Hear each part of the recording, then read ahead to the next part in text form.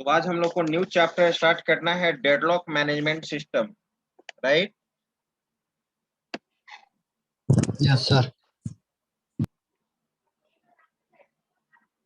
तो सबसे पहले हम लोग को जानना होगा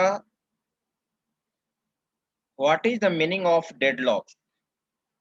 what is the meaning of deadlock. Deadlock का मीनिंग क्या होता है? डेडलॉक, डेड प्लस लॉक, किसी चीज को लॉक करने के बाद डेड स्टेट में आ जाना, किसी चीज को डेड स्टेट में आ जाना।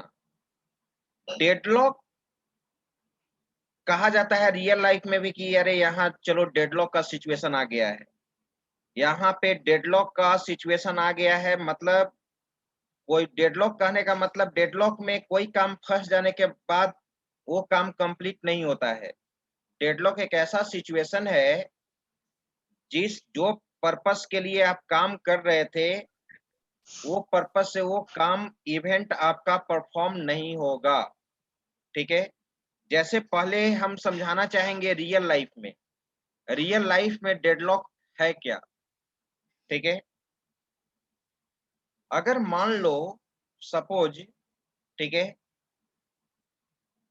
कॉमन एग्जांपल ले लो, वन वे पुल है, वन वे पुल है, ठीक है, और तुम भी कार ड्राइव करके आ रहे हो और उधर से भी जस्ट ऑपोजिट भी कोई कार ड्राइव करके आ रहा है और वन वे पुल है। आप दो पुल पे, ठीक है, दोनों इंटर कर गए, आप भी इंटर कर गए और आगे जो आपके ऑपोजिट में आ रहा है वो भी इंटर कर गया। ठीक है, तो आप ही बताओ क्या आप पुल क्रॉस कर पाओगे? यस और नो? वन वे पुल है और आप भी कार ड्राइव कर रहे हो, ठीक है, आप भी पुल पे इंटर कर गए और अगला आदमी भी, अगला पर्सन भी कार ड्राइव कर रहा है, वो भी रोड पे इंटर उस पुल पे इंटर कर गया। क्या कार क्रॉस हो पाएगा? No sir. नहीं नो सर। सर। हो पाएगा सर। नहीं हो पाएगा। ठीक है, तो ये सिचुएशन वहां पर, इस सिचुएशन क्या कहलाएगा? डेडलॉक सिचुएशन कहलाएगा। यानी अब ना आप कार पार्क कर पा रहे हैं ना अगला आदमी कार क्रॉस कर पा रहा है। तो इसमें क्या करना होगा? अब अब इसमें अब वहां पर एक दूसरे, एक दोनों कोई वेट करते हो, दोनों कोई वेट करते हो कि कौन बैक जाएगा। ठीक है, हम जाए बैक या वो जाए बैक, यानी आप दोनों वेटिंग मोड में चले जाते हो, दोनों वेटिंग मोड में चले जाते हो। ठीक है, 2 मिनट के लिए, 5 मिनट के लिए, 10 मिनट के लिए। ठीक है, आपको लगता है कि जो आदमी इंटर किया है, आप दोनों इंटर कर चुके हैं, आपको लगता है कि वो बैक जाएगा, हम बैक जाएं, उसको लगता है कि आप बैक जाइएगा, ऐसा सिचुएशन बन जाता है। तो ये कहलाता है डेडलॉक।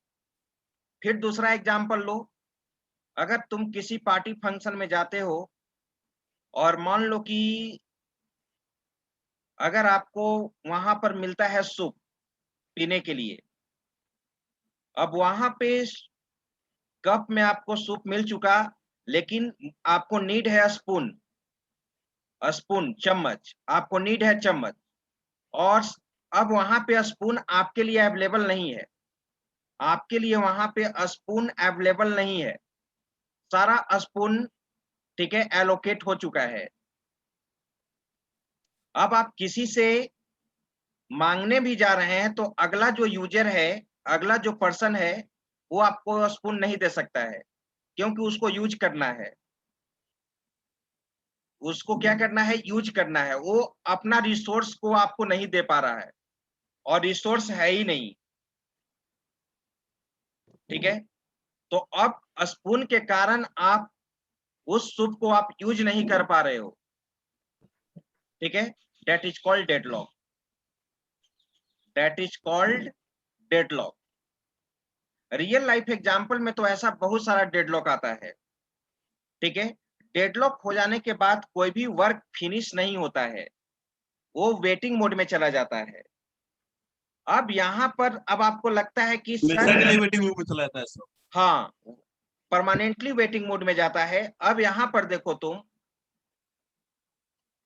अब यहाँ पे डेडलॉक मैनेजमेंट सिस्टम में अब आपको लगता होगा कि सर प्रोसेस के बीच डेडलॉक कैसे होगा। जो नंबर ऑफ प्रोसेस एग्जीक्यूट करता है उस प्रोसेस के बीच में डेडलॉक सिचुएशन कब होगा। ठीक है, ऐसा होता है कि मल्टी प्रोग्रामिंग में या मल्टीटास्किंग में या क्लाइंट सर्वर आर्किटेक्चर में ऐसा होता है कि कुछ प्रोसेस होते हैं, ठीक है, कुछ रिसोर्स होता है, कुछ प्रोसेस होता है, कुछ रिसोर्स होता है। Resource can be memory, CPU, ठीक है, register, printer, scanner, these are called resource. ये रिसोर्स है, ठीक है। तो प्रोसेस के बीच जानते हो डेडलॉक कब होगा। मान लो कि दो प्रोसेस है तुम्हारे पास, एक P1 प्रोसेस है और एक P2 प्रोसेस है, और दो रिसोर्स है तुम्हारे पास R1 और R2। ध्यान से सुनिएगा, दो प्रोसेस है आपके पास, एक P1 है और एक P2 है। दो रिसोर्स है आपके पास, R1 है और R2 है। अब P1 चाहता है, नहीं, P1 क्या है कि R1 को यूज कर रहा है। P1 जो प्रोसेस है आपका, रिसोर्स R1 को यूज कर रहा है, और P2 जो प्रोसेस है रिसोर्स R2 को यूज कर रहा है। लेकिन P1 और P2 के साथ कंडीशन क्या है, P1 और P2 को कहा गया है कि जब तक आप दोनों रिसोर्स को यूज नहीं करोगे तब तक आपका कंप्लीट एग्जीक्यूशन नहीं होगा। P1 और P2 को नीड है कि जब तक आप दोनों रिसोर्स को यूज नहीं करोगे तब तक आपका एग्जीक्यूशन कंप्लीट नहीं होगा। तो P1 तो पहले से ही R1 को यूज कर रहा है और P2 भी R2 को यूज कर रहा है। तो अब P1 चाहेगा रिसोर्स R2 को भी यूज करना, और P2 किसको यूज करना चाहेगा, बोलो, किसको यूज करना चाहेगा, R1 को। यानी P1 कोशिश कर रहा है, अटेम्प्ट कर रहा है R2 को एक्सेस करने के लिए, और P2 कोशिश कर रहा है R1 को एक्सेस करने के लिए। लेकिन R1 तो पहले से ही कौन यूज कर रहा है, P1, और R2 को कौन यूज कर रहा है पहले से, P2। तो ये P1 और P2 दूसरे रिसोर्स को पाने के लिए वेटिंग मोड में है। P1 और P2 जो प्रोसेस है दूसरे रिसोर्स को पाने के लिए अटेम्प्ट कर रहा है, लेकिन वेटिंग मोड में है। कब तक वेटिंग मोड में रहेगा, जब तक P1 R1 को रिलीज न कर दे। P1 R1 को, P1 जब जो प्रोसेस है वो R1 को जब तक रिलीज नहीं करेगा तब तक प्रोसेस P2 R1 को यूज कर पाएगा, नो सर। और उसी तरह से जब तक प्रोसेस P2 R2 को रिलीज नहीं करेगा, फ्री नहीं करेगा, क्या तब तक P1 उसको यूज कर पाएगा, नहीं यूज कर पाएगा। तो इस केस में P1 और P2 का एग्जीक्यूशन नहीं हो पाता है। P1 और P2 किस मोड में चला जाता है, वेटिंग मोड में चला जाता है, और यही सिचुएशन तुम्हारा क्या कहलाता है, डेडलॉक सिचुएशन कहलाता है। ऐसा सिचुएशन जो होता है वो क्या कहलाता है, डेडलॉक कहलाता है। ये तुम आगे न्यूमेरिकल पढ़ोगे। जस्ट आगे जो नेक्स्ट टॉपिक मैं बताऊंगा, एक टॉपिक है रिसोर्स एलोकेशन ग्राफ। ग्राफ दिया हुआ रहेगा, नंबर ऑफ प्रोसेस दिया हुआ रहेगा, नंबर ऑफ रिसोर्स दिया हुआ रहेगा, और ग्राफ के हेल्प के द्वारा तुमको बताना होगा कि क्या ये जो प्रोसेस है, क्या इस प्रोसेस के बीच में डेडलॉक अकर हो रहा है कि नहीं अकर हो रहा है। ठीक है, क्या हमारा सिस्टम सेफ स्टेट में है कि अनसेफ स्टेट में है, वो रिसोर्स एलोकेशन ग्राफ से पता करोगे। सेफ स्टेट कहने का मतलब कोई भी सिस्टम सेफ स्टेट में तभी होता है जब डेडलॉक अकर्स नहीं होगा, और जब डेडलॉक अकर्स होगा तो सिस्टम को कहा जाता है अनसेफ स्टेट, अनसेफ स्टेट कहा जाता है। और डेडलॉक इंटर हो जाने के बाद उस डेडलॉक को तुम रिमूव कर सकते हो एल्गोरिथम के द्वारा। जो पढ़ना है आपको, उस एल्गोरिथम को हम लोग कहते हैं बैंकर्स एल्गोरिथम। उस एल्गोरिथम को हम लोग कहते हैं बैंकर्स एल्गोरिथम। बैंकर्स एल्गोरिथम के द्वारा डेडलॉक को तुम क्या कर सकते हो, अवॉइड कर सकते हो। ठीक है, लेकिन यहां पे आपको सीखना होगा कि डेडलॉक अकर्स होने के लिए क्या क्या कंडीशन है। डेडलॉक अकर्स होने के लिए क्या क्या कंडीशन है। तो सबसे पहले तो मैं एक बार और फिर से मैं समझा देना चाहता हूं डेडलॉक थ्योरी से, जो इस पीडीएफ में लिखा हुआ है। जो चीज मैंने बोला डेडलॉक के बारे में एग्जैक्ट वही लिखा हुआ है। दो चीज हमेशा याद रखना।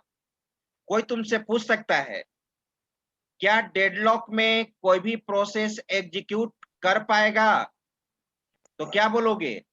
नो। नो। क्या डेडलॉक में सभी प्रोसेस वेटिंग मोड में होता है, क्या बोलोगे? No sir. यस, सभी यस। प्रोसेस क्या होते हैं, वेटिंग मोड में वेटिंग। होते हैं, दूसरे रिसोर्स को पाने के लिए। ये हमेशा याद रखना होगा आपको। अब यहाँ पे पढ़ो, एक मिनट। अच्छा, कुछ लिख रहे हो? यस, वेटिंग मोड में। साउंड नहीं आ रहा है जी, चैट कर रहे हो? नो सर, उसका माइक खराब है। ओके। तो देखो, पढ़ो यहाँ पर। Deadlock is a situation. Deadlock एक प्रकार का सिचुएशन है, ध्यान से समझना। इन विच टू और more process attempt to access, थोड़ा सा स्पेलिंग मिस्टेक है, इसको सही कर लेना। Access, ACCESS, access a resource. Deadlock is a situation in which two or more process attempt to access a resource. Deadlock एक सिचुएशन है जिसमें कम से कम दो प्रोसेस होना चाहिए डेडलॉक में। दो प्रोसेस कम से कम डेडलॉक में होना चाहिए। ठीक है, टू और more process attempt to access a resource, resource को एक्सेस करना चाहता है, right, but that is locked by another process. जिस रिसोर्स को प्रोसेस एक्सेस करना चाहता है वो रिसोर्स दूसरे प्रोसेस के द्वारा क्या है, लॉक्ड है। लॉक्ड कहने का मतलब क्या, यूज हो रहा है। दूसरा प्रोसेस उस रिसोर्स को क्या कर रहा है, यूज कर रहा है, लॉक किए हुए है, होल्ड किए हुए है। Due to this each process has to wait. सभी प्रोसेस वेट करते रहता है फॉर द रिसोर्स, रिसोर्स को पाने के लिए। And as a result the transaction is not finish. इस केस में तुम्हारा किसी भी प्रोसेस का ट्रांजेक्शन एग्जीक्यूशन का कंप्लीट नहीं होगा। और यही सिचुएशन क्या कहलाता है, डेडलॉक कहलाता है। फिर पैराग्राफ चेंज करके लिखा हुआ है, ये deadlock is a situation in which group of process are permanently block. Deadlock एक ऐसा सिचुएशन है जिसमें ग्रुप ऑफ प्रोसेस परमानेंटली क्या हो जाता है, ब्लॉक्ड हो जाता है। ब्लॉक करने का मतलब सस्पेंड हो जाता है। ठीक है, वेटिंग स्टेट में चला जाता है। Deadlock occurs in multitasking, multi programming and client server architecture. अब उसी एग्जांपल को यहां पर दिखाया गया है, उसी एग्जांपल को यहां पर दिखाया गया है। देखो, the process P1 request resource R1। एक P1 प्रोसेस है जो R1 रिसोर्स को रिक्वेस्ट करता है, और प्रोसेस P2 R2 रिसोर्स को रिक्वेस्ट करता है। Both request are granted. Both request are granted. Granted कहने का मतलब परमिशन दे दिया गया। P1 तुम्हारे R1 को क्या कर रहा है, यूज कर रहा है। P1 R1 को यूज करने के लिए रिक्वेस्ट किया और P2 भी R2 को यूज करने के लिए रिक्वेस्ट किया। दोनों रिक्वेस्ट ग्रांट हो गया, मतलब परमिशन मिल गया। कहने का मतलब P1 R1 को यूज कर रहा है और P2 R2 को यूज कर रहा है, राइट। नाउ अब now P1 request R2, P1 अब किसको पाने के लिए रिक्वेस्ट कर रहा है, बोलो, R2 को। And P2 request R1, P2 किसको रिक्वेस्ट कर रहा है, R1 को। लेकिन R1 किसके द्वारा यूज हो रहा है, R1 किसके द्वारा यूज किया जा रहा है, P1 और R2 किसके द्वारा यूज किया जा रहा है, P2 P2 के द्वारा। और फिर भी P1 रिक्वेस्ट कर रहा है R2 को और P2 रिक्वेस्ट कर रहा है R1 को पाने के लिए। तो यहां पर क्लियर लिखा हुआ है, neither request can be granted, दोनों में से कोई भी रिक्वेस्ट इसको ग्रांट नहीं किया गया, ठीक है। P1 R2 को यूज नहीं कर सकता है, P2 R1 को यूज नहीं कर सकता है, क्योंकि ऑलरेडी दूसरे प्रोसेस के द्वारा ये रिसोर्स यूज हो रहा है। तो इसलिए P1 और P2 एग्जीक्यूट नहीं हो पाएगा, P1 और P2 वेटिंग मोड में चला जाएगा R1 और R2 को पाने के लिए। P1 R2 को पाने के लिए और P2 R1 को पाने के लिए वेटिंग मोड में चला जाएगा, और वो हमेशा के लिए वेटिंग मोड में रहेगा।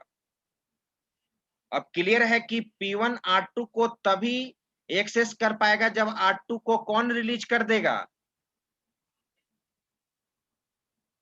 P1 P2। और P2 R1 को तभी यूज करेगा जब P1 उसको रिलीज कर देगा। तो both process are deadlock situation, ये दोनों प्रोसेस आपका डेडलॉक सिचुएशन में है। जो देखो यहाँ पर फिगर में यहाँ पर है, मैं बता देता हूं, रिसोर्स एलोकेशन ग्राफ में भी बताऊंगा। वहां पर प्रोसेस को सर्कल से रिप्रेजेंट किया जाता है ग्राफ में, ठीक है, और R1 को, रिसोर्स को रेक्टेंगल के द्वारा रिप्रेजेंट किया जाता है। ये चीज तुमको नेक्स्ट टॉपिक में, डेडलॉक के नेक्स्ट टॉपिक में तुमको मिलेगा। रिसोर्स को रेक्टेंगल से रिप्रेजेंट करते हैं और प्रोसेस को सर्कल से रिप्रेजेंट करते हैं, ठीक है। देखो यहां पर R1, ये P1 R1 को यूज कर रहा है, एरो साइन बता रहा है कि R1 को कौन यूज कर रहा है, P1, और R2 को कौन यूज कर रहा है, बोलो, P2। और P1 किसको पाने के लिए वेट कर रहा है, किसको रिक्वेस्ट कर रहा है, डॉटेड लाइन के द्वारा यहाँ रिप्रेजेंट किया गया है। P1 किसको पाने के लिए वेट कर रहा है, R2 को पाने के लिए वेट रिक्वेस्ट कर रहा है। और P2 किसको एक्सेस करना चाहता है, R1 को एक्सेस करना चाहता है। लेकिन इस फिगर को बनाना नहीं है, फिगर को आपको यहाँ पे बनाना है, जो नेक्स्ट फिगर है, ये जो सर्कुलर शेप में है। जानते हो, जब रिसोर्स एलोकेशन ग्राफ बनाएंगे तो जिस ग्राफ में साइकिल फाउंड हो उसमें डेडलॉक अकर्स होने की संभावना रहता है। क्योंकि डेडलॉक के लिए मैंने अभी जस्ट बोला कि डेडलॉक अकर्स होने के लिए 4 कंडीशन है, चारों कंडीशन प्रोसेस के बीच में फुलफिल होना चाहिए। किसी भी प्रोसेस के बीच में डेडलॉक सिचुएशन तभी आएगा जब डेडलॉक का चारों कंडीशन अकर्स होगा। अगर उनमें से कोई भी कंडीशन अगर फेल कर जाता है तो आपका प्रोसेस के बीच में डेडलॉक अकर्स नहीं होगा। अब यहाँ पर ये जो देख रहे हो सर्कुलर शेप में इसको बनाया गया है। ये फर्स्ट फिगर को तुमको बनाना नहीं है, फर्स्ट फिगर को ऐसे ही समझाए थे, लेकिन ये सेकेंड फिगर तुम डेडलॉक में बनाओगे। देखो यहाँ पर जिसको कहते हैं सर्कुलर वेट, सर्कुलर शेप में वेटिंग होता है। मैंने क्या बोला कि रिसोर्स को रिप्रेजेंट करते हैं रेक्टेंगल के द्वारा, प्रोसेस को रिप्रेजेंट करते हैं हम लोग सर्कल के द्वारा। अब तुम ही बताओ R1 किसके द्वारा यूज किया जा रहा है? P1 के द्वारा। देखो इसी डायरेक्शन में मूव कर रहा है। R1 को कौन यूज कर रहा है जी? P1। P1 sir. यहाँ तुम असाइंड भी लिख सकते हो, असाइंड वर्ड। R1 आप यहाँ पर लिख सकते हो केवल असाइंड। R1 असाइंड है, P1 असाइंड किया है R1 को। और P1 किसको रिक्वेस्ट कर रहा है? देखो यहाँ पर एरो साइन देखो, R2 P1 को किसको सर। रिक्वेस्ट कर रहा है? R2 को। ये रिक्वेस्ट लिखा हुआ है। और R2 को कौन यूज कर रहा है? P2। P2। और P2 किसको रिक्वेस्ट कर रहा है? R1। R1 को। यही सर्कुलर वेट है, यही सर्कुलर वेट है। ठीक है, ये कब तक वेट करते रहेगा? ये वेट कब तक करते रहेगा? जब तक P1 R2 को रिलीज न करे, जब तक P1 R1 को रिलीज न करे और P2 R2 को रिलीज न करे। अब P1 R1 को रिलीज करेगा तभी ना P2 यूज करेगा। Yes sir. और P1 R2 को तभी यूज करेगा जब P2 R2 को रिलीज करेगा। लेकिन डेडलॉक सिचुएशन में रिलीज करता ही नहीं है, वो हमेशा के लिए परमानेंटली वो प्रोसेस वेटिंग मोड में चला जाता है। अब यही डेडलॉक, इसी फिगर से तुमको पता चलेगा डेडलॉक का चारों कंडीशन। ये फिगर जो एक तरह से एक ग्राफ है, लेकिन मैं जो नेक्स्ट क्लास में उस ग्राफ को बताऊंगा रिसोर्स एलोकेशन ग्राफ। लेकिन मैं चारों कंडीशन एक्सप्लेन करना चाहता हूं, ये हमेशा एक्सटर्नल एग्जाम में क्वेश्चन भी पूछता है। डेडलॉक अकर्स होने के लिए क्या क्या कंडीशन है? कंडीशन फॉर डेडलॉक, तो मैं बता देना चाहता हूं डेडलॉक अकर्स होने के लिए 4 कंडीशन है और चारों कंडीशन तुम्हारा फुलफिल होना चाहिए। चारों कंडीशन आपका फुलफिल होना चाहिए। फर्स्ट है म्यूचुअल एक्सक्लूजन। फर्स्ट है तुम्हारा म्यूचुअल एक्सक्लूजन। म्यूचुअल एक्सक्लूजन कहता है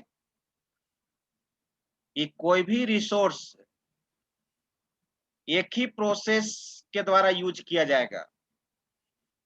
Any single resource can be used by only one process at a time।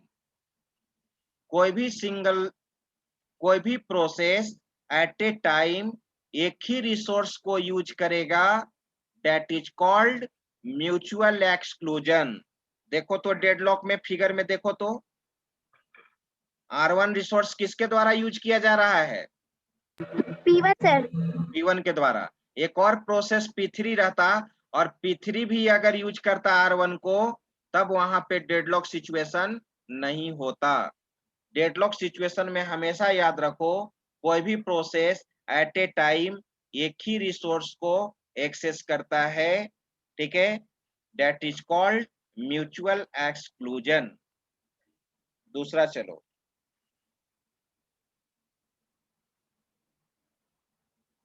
वही लिखा हुआ है, the concept of mutual exclusion describes that a resource can be utilized by one process at a time।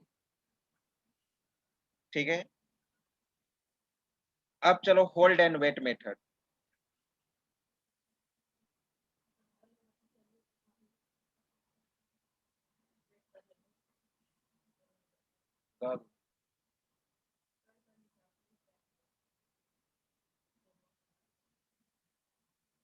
Hold and wait method.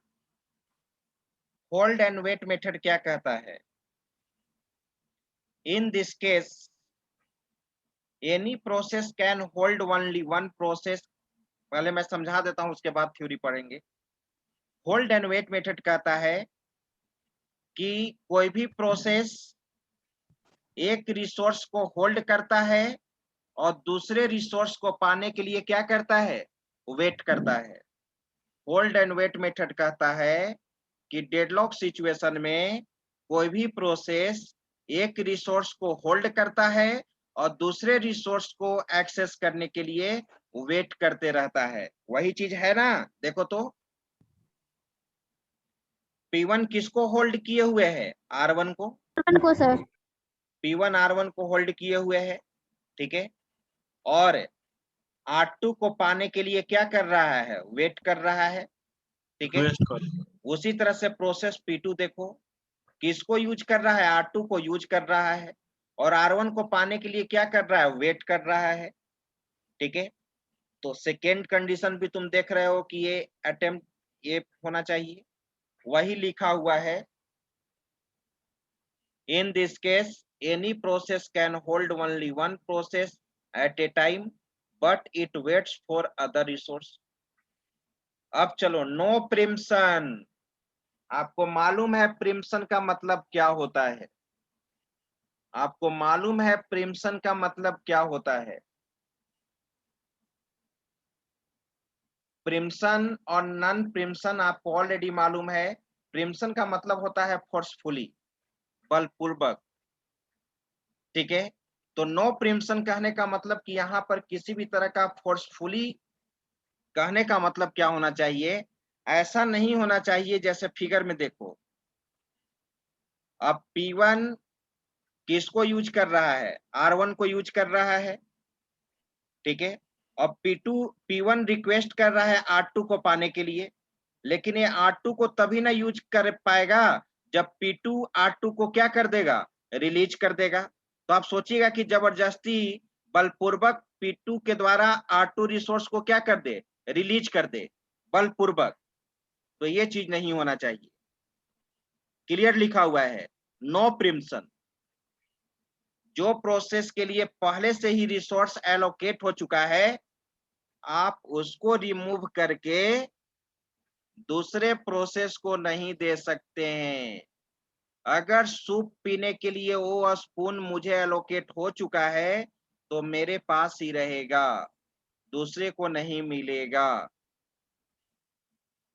ठीक है। अब आइए,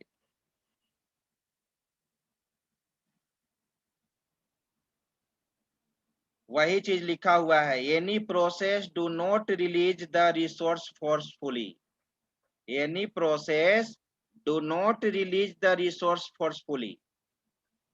for example, the process P1 holds the resource R1। P1 किसको hold किए हुए है? R1 को hold किए हुए है, and wait for the resource R2। और R2 रिसोर्स के लिए वो क्या कर रहा है? वेट कर रहा है। while which is locked by process P2। जो P2 प्रोसेस के द्वारा वो क्या कर दिया गया है? लॉक कर दिया गया है। द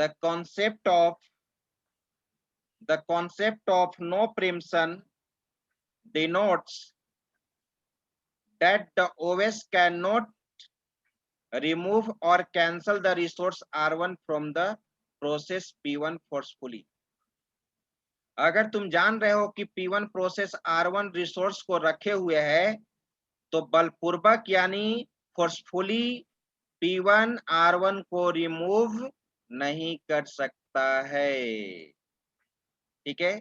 यही कहलाता है तुम्हारा नो प्रिम्पशन, राइट। चौथा कंडीशन है तुम्हारा सर्कुलर वेट। चौथा कंडीशन है तुम्हारा circular wait. In this case all process involved in a circular shape। सारा प्रोसेस सर्कुलर शेप में इन्वॉल्व रहता है, जो मैंने फिगर बनाया है साइक्लिक फॉर्मेट में। साइक्लिक कहने का मतलब एक जगह से स्टार्ट हुआ वहीं पे पहुंच गया, साइक्लिक। फॉर एग्जाम्पल, वही चीज लिखा हुआ है जो मैंने आपको एग्जाम्पल में समझाया। There are two process P1 and P2। दो प्रोसेस है P1 और P2, right. P1 process is waiting for resource। P1 process P1 process is waiting for the resource R2। P1 किसके लिए वेट कर रहा है? R2 के लिए। थोड़ा सा कटा हुआ है यहाँ पर। That has been used by the process P2। लेकिन R2 किसके द्वारा यूज हो रहा है? P2 के द्वारा।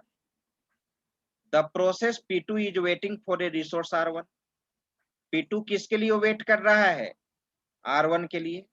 लेकिन R1 किसके द्वारा यूज किया जा रहा है? R1 that has been used by process P1। वही चीज लिखा हुआ है यहाँ पे सर्कुलर शेप कि R1 P1 के द्वारा यूज हो रहा है, P1 R2 को रिक्वेस्ट कर रहा है, R2 यूज हो रहा है P2 के द्वारा, P2 यूज कर रहा है, P2 रिक्वेस्ट कर रहा है R1 को। ये that is called circular movement, circular shape. तो ग्राफ भी सर्कुलर शेप में होना चाहिए। तो देखो तो तुम ही बताओ, P1 और P2, एक P1 R2 को पाने के लिए और P2 R1 को पाने के लिए क्या है? वेटिंग मोड में। क्लियर? यहाँ लिखा हुआ है वेटिंग मोड, सर्कुलर वेट। तो चौथा कंडीशन तुम्हारा क्या कह रहा है? सर्कुलर वेट कह रहा है। ये बहुत ही इंपॉर्टेंट क्वेश्चन है, व्हाट इज डेडलॉक, ठीक है? और डेडलॉक कब अकर्स होता है उसका कंडीशन बताइए। डेडलॉक अकर्स होने के लिए कंडीशन बताइए। तो ये चारों कंडीशन आपको क्या करना होगा? मेंशन करना होगा। अगर आपको यहाँ तक कोई डाउट है डेडलॉक क्या होता है, डेडलॉक अकर्स होने के लिए चार कंडीशन क्या है, तो आप पूछ सकते हैं। सर रिसोर्स का मतलब क्या सर? रिसोर्स कहने का मतलब printer, printer is a resource, scanner is a resource, memory is a resource, CPU is a resource, that is called resource. Okay sir. तो इतना तक आप लोग नोट्स में लिख लीजिएगा, ठीक है? उसके बाद फिर हम आपको बताएंगे डेडलॉक प्रिवेंशन, ठीक है, रिसोर्स एलोकेशन ग्राफ। सर पता कैसे चलेगा सर कि डेडलॉक अकर किया है या हुआ है? डेडलॉक अकर्स किया है वो आपको पता चलेगा, वो कैलकुलेट करने के लिए दिया जाता है, कैलकुलेट किया जाता है, ठीक है? और यहाँ पर भी तुम रियल लाइफ में तो जैसे सिस्टम में देखते हो, सिस्टम हैंग हो जाना, यानी कोई प्रोसेस तुम्हारा एग्जीक्यूट करता है? No sir. सिस्टम अगर हैंग कर जाता है तो कोई भी वर्क करता है, जानते हो सिस्टम क्यों हैंग करता है? आपका इनसफिशिएंट मेमोरी है, ठीक है? कोई भी प्रोसेस आपका एग्जीक्यूट नहीं करता है, सारा वेटिंग मोड में चला जाता है, कुछ वर्क नहीं होता है, तो फिर सिस्टम को फिर से रीस्टार्ट करना पड़ता है। तो वहां तुम्हारा जो प्रोसेस है, ठीक है, रिसोर्स को यूज करना चाह रहा है, लेकिन वो रिसोर्स उसको मिल नहीं रहा है मेमोरी के कारण, वो रिसोर्स उसको मिल नहीं रहा है मेमोरी के कारण। तो सिस्टम जब कभी कभी आप देखते हैं कि सिस्टम बिल्कुल काम नहीं करता है, डेड हो गया, हैंग कर गया, तो एक ही उपाय बचता है सिस्टम को क्या करना? रीस्टार्ट करना। दैट इज कॉल्ड, एक प्रकार का वो क्या है? डेडलॉक है। मोबाइल सर आपका हैंग कर जाता है, ठीक है, अब एक ही उपाय है इसको रीस्टार्ट करना, एक प्रकार का ये क्या है? डेडलॉक है। तो सर इसका सिर्फ तो डिसएडवांटेज ही होगा, कुछ एडवांटेज तो होगा नहीं इसका, तो सिर्फ खराबी ना होगा सर? बिल्कुल, डेडलॉक होना कोई एडवांटेज थोड़ी है। डेडलॉक को तो हटाना है, डेडलॉक को तो हटाना है ना जी। डेडलॉक कौन चाहेगा कि डेडलॉक, तुम रोड में जा रहे हो, कौन चाहेगा कि हमारे रोड पे जाम लग जाए? तुमको इमीडिएटली कहीं पहुंचना है, तुम चाहोगे कि रोड पे जाम लग जाए? तुम चाहोगे कि एक सिंगल पुल है और दोनों तरफ से गाड़ी आ जाए, हम फंस जाएं? एक सिचुएशन है ना, डेडलॉक एक क्या है?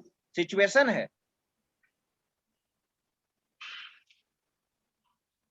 Yes sir. ठीक है, अब हम लोग आगे इसमें डेडलॉक में आगे हम लोग नेक्स्ट क्लास में देखेंगे, ठीक है?